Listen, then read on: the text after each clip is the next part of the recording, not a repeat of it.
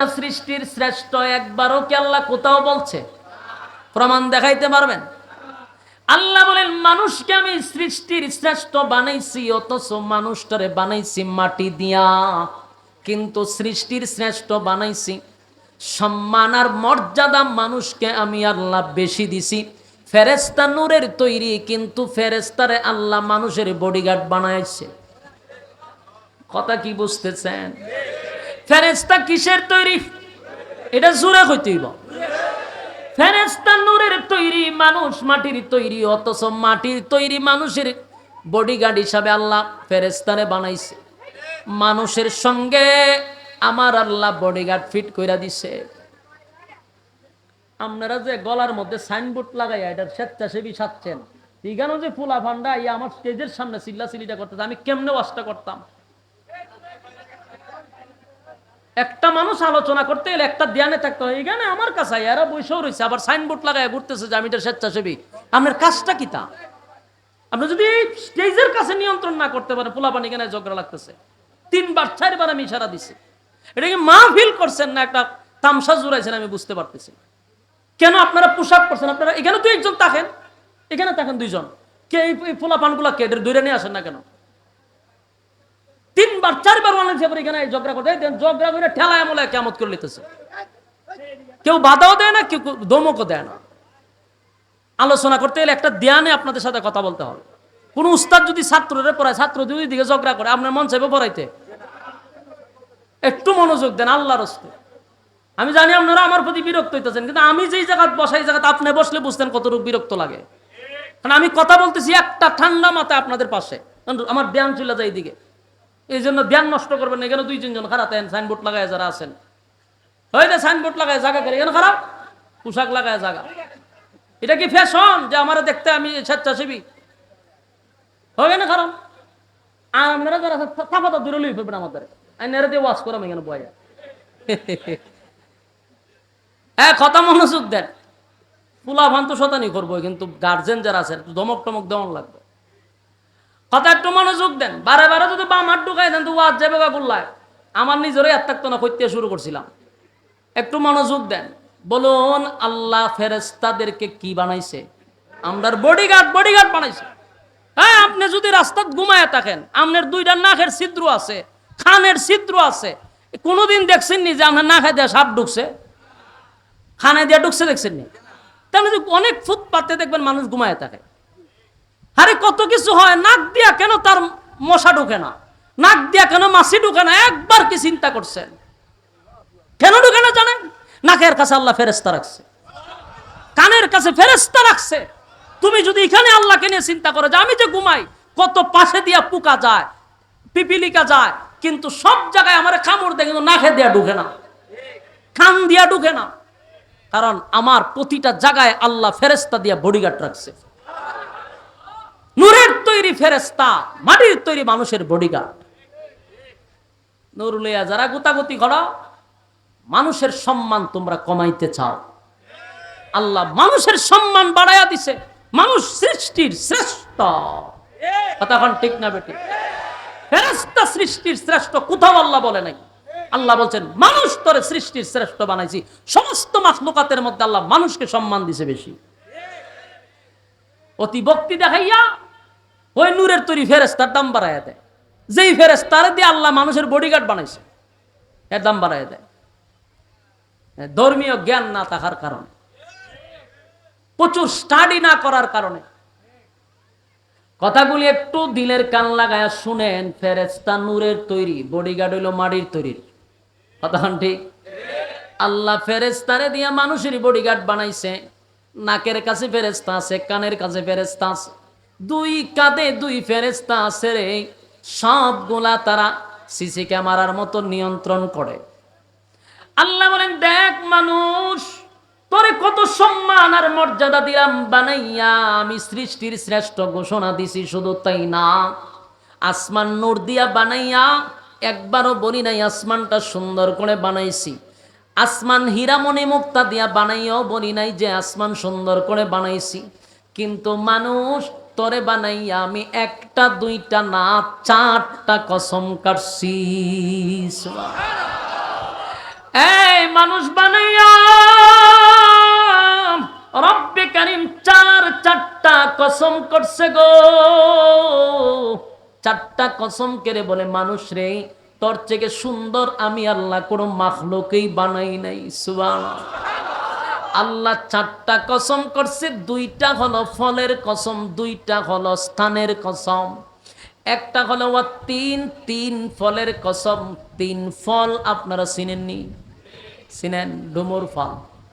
এই তিন ফল অনেক যুবকরা আছে তিন ফল জীবনও খায় নাই, অনেক মুরব্বীরা আছে এখানেই আছে যে খাইছি না।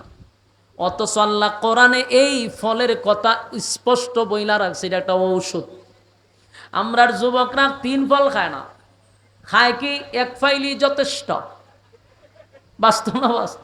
ওই বিজ্ঞাপনও দেখে এক বেচারা বলতেছে যে এক ফাইলই যথেষ্ট। হে কি পরিমাণ আল্লাহর ওলি যে যুবকরা এর কথা খুব বিশ্বাস করে, এর কথাই এক ফাইল কিনাই না খায়। খাইলে 2 দিন পরে একটু মুড়া হয়, 1 সপ্তাহ পরে আবার সিম্মার জাগাত যায়, এর কিছুদিন পরে ডাক্তারে হয় কিডনি 2টা ড্যামেজ। কারণ এর ফিসাব বিজ্ঞাপনে কইছে এক ফাইলই যথেষ্ট। আর হে এমন বিশ্বাস করা করছে এটা 2000 টাকা দিয়া শনি আকরাত্তি কাইনা খায়। অথচ আল্লাহর কালামে আমাদের জন্য ওষুধ রাখছে, এটাই আর ইয়াকিন হয় না, বিশ্বাস হয় না। এর শনি আকরার লোকের কথা বিশ্বাস হয়। এটা খাইলে অনেক কিছু হয়ে যাবো গা, শেষে কিডনি 2টা যায়। যুবক ভাইদেরকে বলি, এক ফাইল না খাইয়া আপনি 3 ফল খান। 3 ফলের গুণাগুণ অনেক আছে।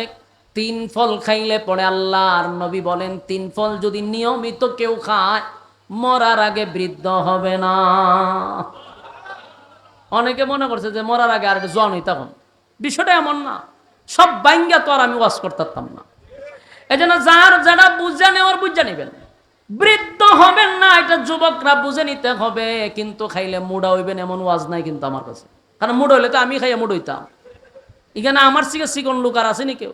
তো যদি আমি মুড়া হইবার ওষুধ তো আমি তো খাইতাম। খাইলে মোটা হবেন না, কিন্তু আপনার পাওয়ার বৃদ্ধ হইলে কমতো না। কিন্তু খাইতে হবে কোরআনের দেওয়া ঔষধ। সুবহানাল্লাহ। হ্যাঁ, এক ফাইল যথেষ্ট, এই কথা ইয়াকিন না করে কোরআনের কথা ইয়াকিন করা মুসলমান আল্লাহ ওষুধ দিয়া রাখছে। 2 নাম্বার হলো জাইতুন, এটা একটা ফল। এই কোরআনে কত দামি দামি ফল। জাইতুন খাইবেন, আজে বাজে না খাইয়া জাইতুন ফল খাইবেন। জাইতুনের তেল দিয়া রাসূল নিজে রুটি খাইতো। সুবহানাল্লাহ। আমার নবীর খাবার, এটার মধ্যে কত গুণ আছে। নবীজি জাইতুনের তেল দিয়া রুটি খাইতো গো।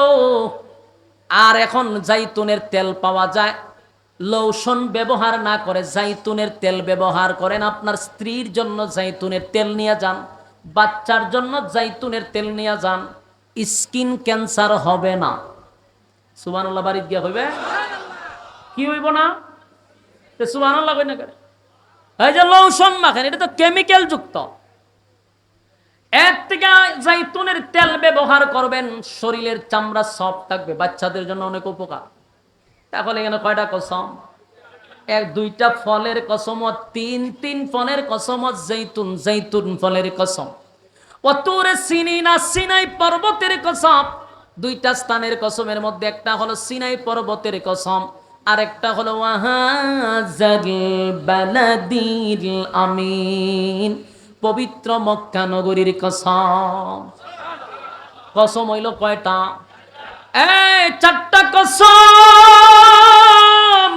রব্বে কারীম চারটা কসম করে বলেন লাকাদ খালাকনাল ইনসানা ফি আহসানি তাকওয়িম। আল্লাহ বলেন 4টা কসম করে বলি, মানুষের চেয়ে সুন্দর আমি কোনো মাখলুক সৃষ্টি করি নাই। এটা যদি হাবশী মানুষ হয়, কালো মানুষ হয়, এরপর আল্লাহ বলেন এই কালো মানুষটার চেয়ে সুন্দর আমি কোনো মাখলুক সৃষ্টি করি নাই। সুবহানাল্লাহ। তাহলে রব্বে কারীম বলেন একবার চিন্তা করে দেখ, আমি আল্লাহ তোরে সম্মান দিছি, সৃষ্টির শ্রেষ্ঠ, তোরে বানাইছি সুন্দর করে, তোর থেকে সুন্দর আমি আল্লাহ কাউরে বানাই নেই। এতগুলা কোয়ালিটি সম্পূর্ণ করে তোরে আমার কুদরতি হাত দিয়া বানাইছি, সময় নিয়ে বানাইছি। এত সম্মান আর মর্যাদা দিছি, বন্দা অনর্থক কথা কন, অনর্থক নয়, অনর্থক নয়। আল্লাহ বলেন আমি তোরে বানাইছি শুধুমাত্র কেবলমাত্র, আল্লাহ বলেন আফা হাসিবিতুম আন্নাকুম আবা হাসিবিতুম আবা হাসিবিতুম আন্নামা খালাকনাকুম আবাসাও ওয়া আন্নাকুম ইলাইনা লা তুরজাউন। বান্দারে তুই কখনো ভাবিস না যে তোরে অনর্থক বানাইছি। কেন বানাইছি? ওয়ামা খালাকাতুল জিন্না ওয়াল ইনসা ইল্লা লিয়াবুদুন। এই মানব আর দানব দুইটা জাতির বানাইছি শুধুমাত্র কেবলমাত্র আমি আল্লাহর গোলামির জন্য, গোলামির জন্য, গোলামির জন্য। বান্দারে আমি যে তোরে গোলামির জন্য বানাইলাম, কিন্তু তুই রাইতে দিনে 24 ঘন্টা পাইয়া কয় সেকেন্ড আমি আল্লাহর গোলামি করস? নিজেরে নিজে প্রশ্ন করেন, কয় ঘন্টা আল্লাহর গোলামি করি?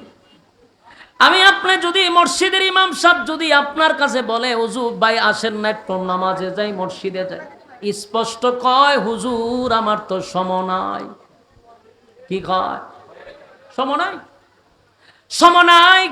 যেই লোকটা বলতে সময় নাই, তাকায়া দেখবেন মোবাইলে ঘন্টার পর ঘন্টা তার সময় আছে, ব্যবসায় সময় আছে, চাকরিতে সময় আছে, স্ত্রীর জন্য সময় আছে, সন্তানের জন্য সময় আছে, বিপিএল আইপিএল খেলা হইলে সময় আছে।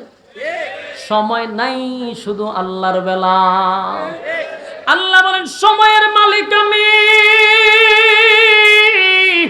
সময়ের মালিক আমি। আমার সময় দিলি না বান্দা, শোন আমি তোরে ছাইরা দিব না, ছেড়ে দিব না।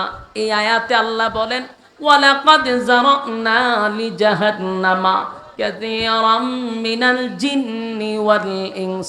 আল্লাহ বলেন দুইটা জাতিরে বানাইছিলাম ইবাদতের জন্য, মানুষ আর জিনকে আমি আগুন দিয়া জ্বালাবো আর পোড়াবো।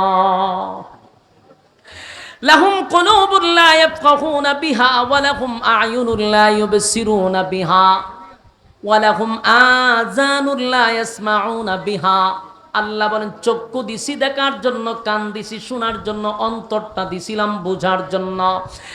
গরু ছাগলের চোখ আছে, গরু ছাগলের কান আছে গো, কিন্তু বুঝার মতো ক্ষমতা একমাত্র আল্লাহ মানুষকে দিছে। মানুষ ভালো মন্দ বুঝে, এই জন্যই মানুষ সৃষ্টির শ্রেষ্ঠ। আল্লাহ বলেন তোরে বুঝার ক্ষমতা দিলাম, এরপর বুঝলি না। বুঝার জন্য, বুঝানোর জন্য, রাস্তা দেখায়া দেওয়ার জন্য লক্ষাধিক নবী রাসূল দুনিয়ার জমিনে পাঠাইলাম। নবী রাসূল নাই, উলামায়ে কেরামরা মিম্বরে বৈশা তোদেরকে বোঝায়, ওয়াজ মাহফিলে তোদেরকে বোঝায়, বিভিন্ন সোশ্যাল মিডিয়ার মাধ্যমে বোঝায়, এরপরও বুঝলি না। আল্লাহ কয় অপেক্ষা কর, আমি ছেড়ে দিব না। আল্লাহ বলেন আমি ছেড়ে দেই না, ছাড় দেই কিন্তু ছাইরা দেই না। দুনিয়ার জমিনে আমি কাউরে টাকা পয়সা দিয়াও পরীক্ষা করি, কাউরে গরিব বানায়ও পরীক্ষা করি, কাউরে ক্ষমতা দিয়া পরীক্ষা করি। বাস্তব না বাস্তব? কেউ যদি টাকার মালিক হয়, কেউ যদি টাকার মালিক হয়, ডাকাতে বাড়ি আছে, গাড়ি আছে, টাকার অভাব নাই, ওই লোকটা দেখবেন অনেক সময় গর্ব করে বলে যে হুজুর দোয়া করবেন আল্লাহ আমারে দিছে। বাস্তব না বাস্তব? আমরার কাছে কয় হুজুর দিছে, যা দিছে খায়া শেষ করুন দিত। অথচ এই লোকটা জানে না তারে দিয়া আমার আল্লাহ পরীক্ষা করে, তার খবর নাই। আল্লাহ তারে ডাকাতে বাড়ি দিল, গাড়ি দিল, টাকার অভাব নাই, কিন্তু আল্লাহর হুকুম পালন করে না। নামাজ নাই, রোজা নাই, হজ নাই, যাকাত নাই, পর্দা নাই, মন গড়া জিন্দেগি চালায় আর গর্ব করে বলে আল্লাহ তারে ধন সম্পদ দিছে। এই বোকা, ধন সম্পদ দিলেই আল্লাহ মহব্বত করে না। ধন সম্পদ থাকলেই ভাববেন না আল্লাহ আপনারে মহব্বত করে, কারণ আপনার থেকে 1000 কোটি গুণ বেশি কারণ রে আল্লাহ ধন সম্পদ দিছিল, আল্লাহ মহব্বত করছে। টাকা দিয়া মালিক পরীক্ষা করে, টাকা দিয়া পরীক্ষা করে, টাকা দিয়া পরীক্ষা করে। আপনারে টাকা দিছে, আপনি মনে করছেন আল্লাহ আপনার রহমত করছে, আপনার আল্লাহ মহব্বত করে। যদি এই টাকা সঠিক রাস্তায় খরচ করেন, আল্লাহ টাকা দিয়া বন্দারে পরীক্ষা করেন, বাদশাহী দিয়াও পরীক্ষা করে, কথা কয় না, রাজত্ব দিয়াও পরীক্ষা করে, হ্যাঁ কথা কই না, রাজত্ব দিয়াও পরীক্ষা করে। আল্লাহ রাজত্ব দিয়া পরীক্ষা করে। পৃথিবীর 4 জন বাদশা ছিল, 4 জন বাদশা, 2 জন মুমিন, 2 জন বেঈমান। 4 জন বাদশা কেন বললাম? এই 4 জন বাদশা আল্লাহ পৃথিবীর মধ্যে মাত্র 4 জন বাদশা দিছিল যারা গোটা পৃথিবী শাসন করছে। কয়জন? গোটা পৃথিবী, বুঝছেন? আসমানের নিচে যত এরিয়া আছে আল্লাহ সব এরকম 4 জন দিছিল। এর মধ্যে একজন হলো নমরুদ, একজন কে? একজন হলো বখতেনসর, এই হলো 2 জন। আর 3 নাম্বার হলো মুমিনের মধ্যে 3 নাম্বার হলো সুলাইমান আলাইহিস সালাতু ওয়াস সালাম। 4 নাম্বার হলো বাদশা যুলকারনাইন। এই 4 জনকে দিছিল গোটা পৃথিবী রাজত্ব করার জন্য। আল্লাহ রাজত্ব দেয়াতে পরীক্ষা করে, আর বাস্তব প্রমাণ হলো নমরুদরে আল্লাহ দিছে গোটা পৃথিবীর রাজত্ব। নমরুদ রাজত্ব পাইয়া ইব্রাহিম খলিলুল্লাহরে কত না কষ্ট দিল, আগুনে ফালাইল। ইব্রাহিম নবীরে বলে, তুমি যে নিজের তোমার খোদা আছে তুমি দাবি করো।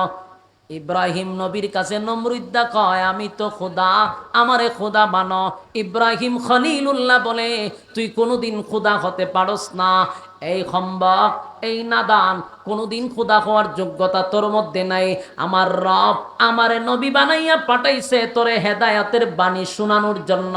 আমার কথা শুন, আর না হয় আল্লাহ তোরে ছেড়ে দিবে না। নমরুদ কয়, তাহলে তোমার আল্লাহরে কও আমার সাথে যুদ্ধ করবো নি। আল্লাহ দিছে এর রাজত্ব, এখন আল্লাহর সাথে যুদ্ধ করত। চিন্তা করেন, রাজত্ব পাইলে মানুষ কতটা হিংস্র হয়, কতটুক জানোয়ার হয়ে যায় রাজত্ব পাইলে।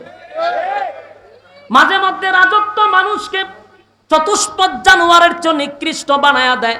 নমরুদ্দারে আল্লাহ রাজত্ব দেওয়ার পরে নমরুদে কয় আল্লাহর সঙ্গে যুদ্ধ করত।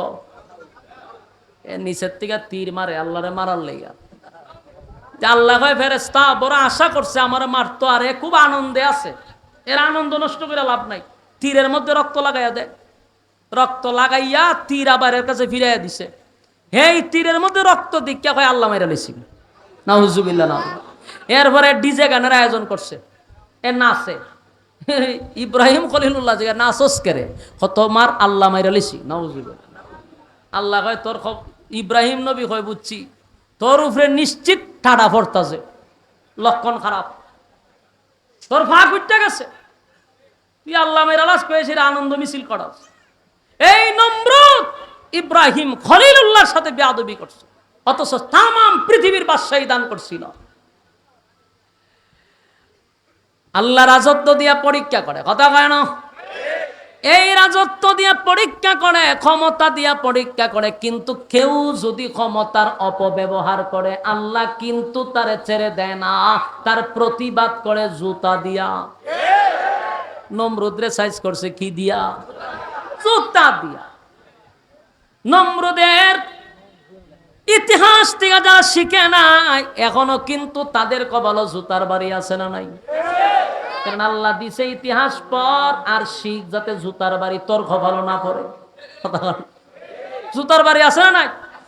24 সালের 5ই আগস্টে জুতার বাড়ি শুরু হয়ে গেছে। বাস্তব না বাস্তব? আল্লাহ দিছে ক্ষমতা, তুই এত অপব্যবহার করস করে? আল্লাহ ক্ষমতা দিছে তাই 24 সালও বইয়া বইয়া 41 সালও হাত লড়ায়। যত প্রোগ্রামে যায় খালি 41 সালে এটা করবো, 41 সালে এটা করবো। আরে যেই সময় 41 সাল বলে আল্লাহ মনে মনে কয় আরে 24 সালের 5ই আগস্ট জুতার বাড়ি, হ্যাঁ 41 সাল। বাস্তব না বাস্তব? যখন 41 সাল বলছে তখন কি জানে যে 24 সালের 5ই আগস্ট জুতার বাড়ি? জানে না। এই জন্য ক্ষমতা পাইয়া ক্ষমতার অপব্যবহার করা যাবে না, কারণ তোমার আল্লাহ ক্ষমতা দিয়েও পরীক্ষা করে। যেমন নমরুদরে করছে, ফেরাউনরে করছে। ফেরাউন ক্ষমতা ভাইয়া কি করছে জানেন? 90,000 নবজাতক শিশুরে জবাই কইরা নীল নদে বাসায় দিছে। এই ফেরাউন নাই, নীল নদ লাল করছে, ঠিক আল্লাহ নীল নদে ফেরাউনের সুবাইয়া মারছে। বাস্তব না বাস্তব? এলে ক্ষমতা পাইছো, কইবা যে আল্লাহ আমার নিয়ামত দিছে, অপব্যবহার করবা। ওই নমরুদের জুতা, এই জুতা কিন্তু ঘুরতেছে এখন। 24 সালের 5ই আগস্টের থেকে যারা শিক্ষা গ্রহণ করবে না, নেক্সট টাইমে যারা আবার ক্ষমতা দেখাইতে যাইব, আবার ক্ষমতার অপব্যবহার করব, জান্না রাখো 24 সালের 5ই আগস্টের জুতা কিন্তু 30 সালও যাইতে পারে। বাস্তব না বাস্তব? কারণ যদি শিক্ষা গ্রহণ না করো, জুতা কিন্তু মাথার উপর দিয়া ঘুরতেছে। এই জুতা কিয়ামত পর্যন্ত ঘুরবে। যতটা ক্ষমতার অপব্যবহার করবে, সীমা লঙ্ঘন করবে, আল্লাহ ওইটারে জুতাটা দিব। তখন কিন্তু আর ভিন্ন দেশে গিয়েও কিন্তু স্থান পাওয়া যেত না। জামাইয়ের বাড়িতে গিয়েও শান্তি নাই, শ্বশুর বাড়িতে জায়গা নাই, সন্তান সব ফালাইয়া খই গেল, এর উপরে জায়গা নাই। কেন? অপব্যবহার করছ, অতিরঞ্জিত করছ।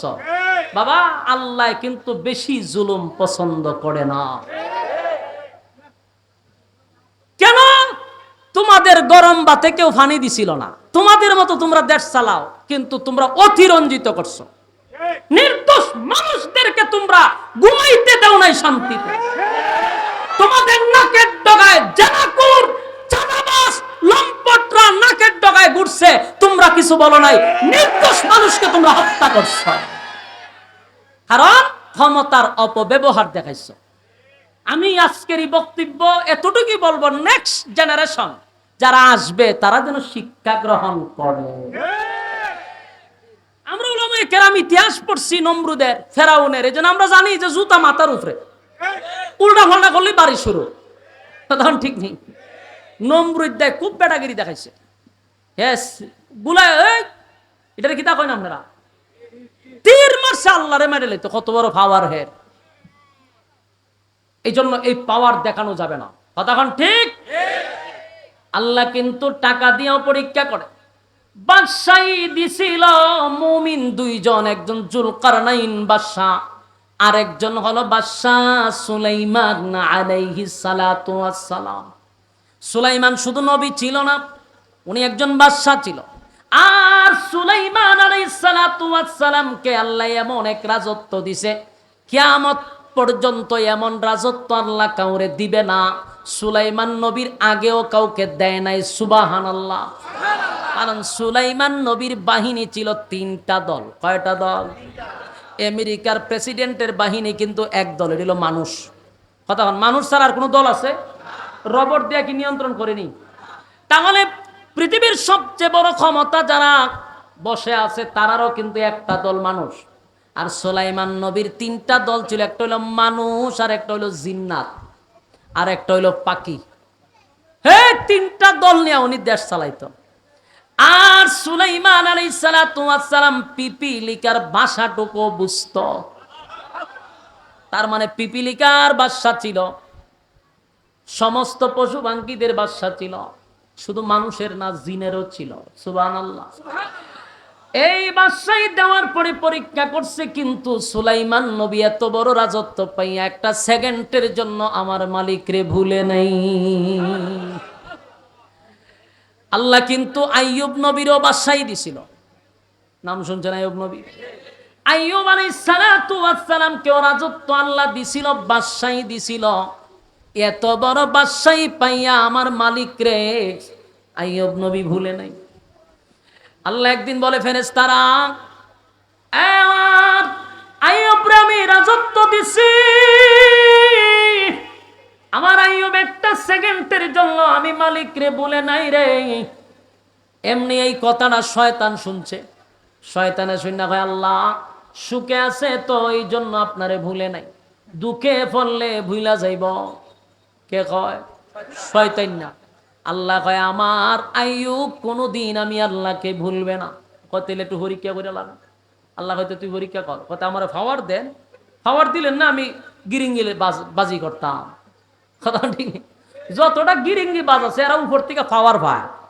কথা কই না দিন, যতদিন এই 16 বছর যারা গিরিঙ্গি বাজি করছে এটির উপর থেকে ফাওয়ার আছে, কারণ ফাওয়ার ছাড়া গিরিঙ্গি বাজি করন যায় না। আল্লাহ কয়, এত শয়তান তো গিরিঙ্গি বাজ, অনে যে গিরিঙ্গিবাজি করতো, ফাইজলামি করতো, এটা ফাওয়ার চায়। আল্লাহ হয়তো না ফাওয়ার দিছি। এই ফাওয়ার ফাইয়া সর্বপ্রথম আইয়ুব নবীর সম্পদের উপরে হামলা করছে। হাজার হাজার উট ছিল আইয়ুব নবীর, এক বাতাস দিয়া সব উট মাইরা লাইছে। কথা বুঝতেছেন? এক বাতাস দিয়ে সব উট মারছে। উটের যে দেখভাল করত কর্মচারী কানতে কানতে আইয়ুব নবীর সামনে এসে বলে, নবী গো, কেমনে বলি আপনার সামনে, এত বড় ক্ষতি হয়ে গেছে, আমার শরীর কাঁপতেছে, আপনার সামনে কেমনে বর্ণনা করি, এত বড় ক্ষতি হয়ে গেল। আইয়ুব নবী বলে, বলো ঘটনা কি? বলে, নবী গো, একটা বাতাস আইসা সমস্ত উটগুলারে মাইরা ফলাইছে, সব মারা গেছে। আইয়ুব নবী বিন্দু পরিমাণ আহ উ শব্দ করলেন না, একটা কথাই বললেন, আমার মালিকের দেওয়া সম্পদ মালিক নিয়ে গেছে, আমার কোনো আফসোস নাই। আল্লাহ কয়, শয়তান দেখছ নি? দেখছি, আরো বাকি রয়েছে। এবার আইয়ুব নবীর ছিল বেড়ার বকরির বিশাল একটা পাল ছিল, বাতাস দিয়া সব মেরে লেছে। বেড়া বকরির যিনি দেখাশোনা করত, এই লোক আইয়ুব নবীর সামনে এসে কান্না শুরু করছে আর বলে, পয়গম্বর, কেমনে বলি, এত বিশাল ক্ষতি হয়ে গেছে, সমস্ত বেড়া বকরি নিমিষের ভিতরে মারা গেছে। আইয়ুব নবী বুঝতে পারছে আমার মালিক আমারে পরীক্ষা করতেছে। আইয়ুব নবী বলেন, আমি আমার মালিকের উপরে অসন্তুষ্ট না, আমি আমার মালিকের উপরে সন্তুষ্ট। আল্লাহর দেওয়া সম্পদ আল্লাহ নিয়ে গেছে, আমার কোনো আফসোস নাই। শয়তান কয়, কারণটা কি? আরো খেলা রয়ে গেছে। শয়তান এবার যত কৃষি কাজ ছিল, যত জমি ছিল, সব জমির মধ্যে বিভিন্ন ধরনের পোক লাগাইয়া সব মেরে ফেলাইছে, ফসল সব নষ্ট করে দিছে। কৃষকরা নবীর কাছে কাইন্দা খাইটা বলে, সব ফসল নষ্ট হয়ে গেছে পয়গম্বর, এখন আমরা খাবো কি, চলবো কি? আল্লাহর পয়গম্বর বলে, টেনশন করার কোনো কারণ নাই, আল্লাহ দিছে, আল্লাহ নিছে, যেই পরিমাণ মজুদ আছে আমরা আরো 3 বছর এমনি খাইতে পারবো। সুবহানাল্লাহ।